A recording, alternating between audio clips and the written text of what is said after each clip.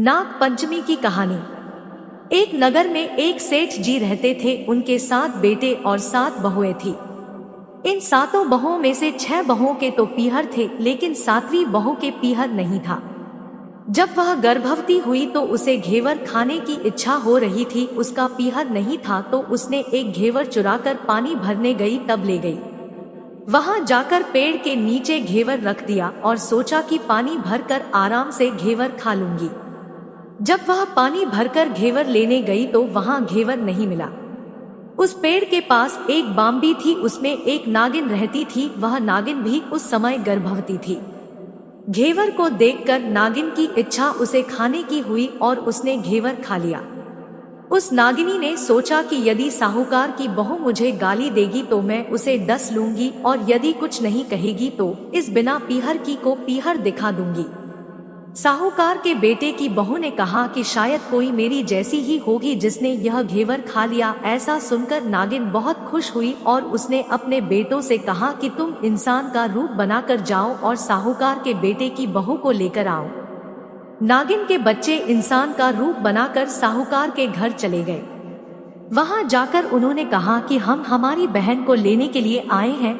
तब सास ने कहा कि पहले तो कभी नहीं आए, इतने दिन कहाँ थे? तब उन्होंने कहा कि जब हमारी बहन का जन्म हुआ तब हम नानी के घर थे और शादी हुई तब हम परदेश कमाने के लिए गए हुए थे। उन लड़कों ने बहुत सारे कपड़े, गहने और मिठाइयाँ बहन के सास और जेठानियों के लिए ले गए थे। सास अत्यंत प्रसन्न थी और जेठानियाँ उसे देखकर जल कूद रही थी। सास ने बहू को उनके साथ में भेज दिया। बॉम्बी के पास जाकर उन्होंने कहा, बहन हम नाग हैं। उस दिन जब तुमने पेड़ के नीचे घेवर रखा था तब तुम्हारा घेवर हमारी माँ ने ही खाया था। उन्होंने तुम्हें अपनी बेटी माना है, इस नाते से तुम हमारी बहन हुई। बहन अब तुम हमारी पूंछ को पकड़ लो और डरना मत। उनके कहने पर वह पूंछ पकड़कर बॉम्बी में चली गई। वहां पर उन्होंने उसे बहुत लाड प्यार और सुख से रखा। वहीं पर उसने एक लड़के को जन्म दिया। जब उसका लड़का थोड़ा बड़ा हुआ तब की बात है, पड़ोसन ने साहूकार के बेटे की बहू को सिखा दिया, अगर तू तेरी माँ की इतनी ही लाडली है तो माँ से कहना कि आज तो नागों को दूध में ही पिलाऊंगी। पड़ोसन का ताना उसे सहन नहीं हुआ। वह माँ से जिद करके नागों का दूध ठंडा करने लगी। अभी तक दूध ठंडा नहीं हुआ था, उससे पहले ही उसके बेटे ने घंटी बजा दी। घंटी की आवाज सुनकर छोटे बड़े सारे नाग दूध पीने के लिए दौड़ पड़े। जब उन्होंने दूध में मुंह लगाया तो बहुतों का मुंह जल गया। तब नाग क्रोधित होकर बोलने लगे कि हम बहन को काटेंगे। उसकी माँ ने उन्हें समझाते हुए कहा कि इसे मत काटो, यह तुम्हें आशीष देगी। तब साहूकार के बेटे की बहू ने कहा, जियो म्हारा नाग नागिनी, जियो म्हारा खड़िया औड्या बीर उठावे देखनी रो चीर, चीर तो फट जाव पण, बीर जीता रेवे।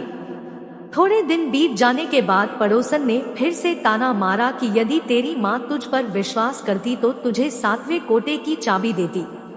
उसने माँ से जिद करके चाबी ले ली और जब ताला खोला तो अंदर झूले में बाबा नाग झूल रहे थे। उसने बाबा नाग से कहा, सत सिया राम बाबा। उन्होंने कहा कि तूने सत सियाराम कर लिया, वरना मैं तुझे डस लेता। तब उसने कहा कि आप तो मेरे पिता हो, मुझे कैसे डस सकते हो? और बोली, जियो नाग नागिनी, जियो वासुकी नाग, जीन मेरो लाड लड़ाया 9 करोड़ को हार। नाग देवता ने उसको 9 करोड़ का हार दे दिया।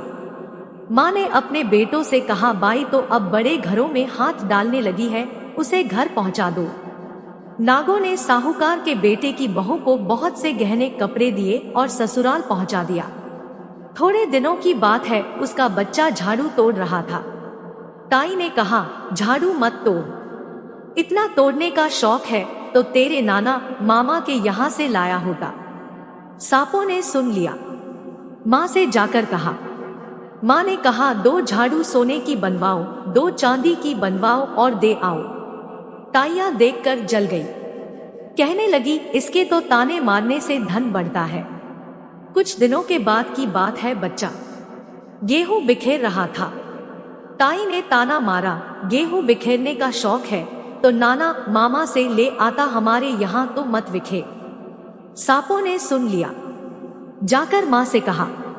माँ ने कहा, 2 बोरी दाने सोने के घड़ा, 2 बोरी दाने चांदी के घड़ाओ और दे आओ। ताइया और जल गई कहने लगी, इसे ताने मत मारो, इसका धन बढ़ता है। छोटी जेठानी लकड़ी लेने गई, वहां सांप था। उसने सोचा सबसे छोटी को भेजना चाहिए, सांप उसे खा जाएगा तो मुसीबत मिट जाएगी। छोटी बहू लकड़ी लेने गई तो वहां सांप बैठा था। बोली, भैया राम राम। सांप ने झट से बिछुए दे दिए, पहनकर छम छम करती चली आई। जेठानियां देखकर जल गई। 2-4 दिन बाद पान की गड्डियों में एक सांप देखा तो बड़ी जेठानी ने सबसे छोटी को पान लेने भेजा। उसने सोचा आज अवश्य सांप काट लेगा। सांप को देखकर छोटी बोली, भैया घर के क्या हाल चाल है? घर में सब ठीक तो हैं? सबको मेरा राम राम कहना। सांप ने मुंदरी पहना दी।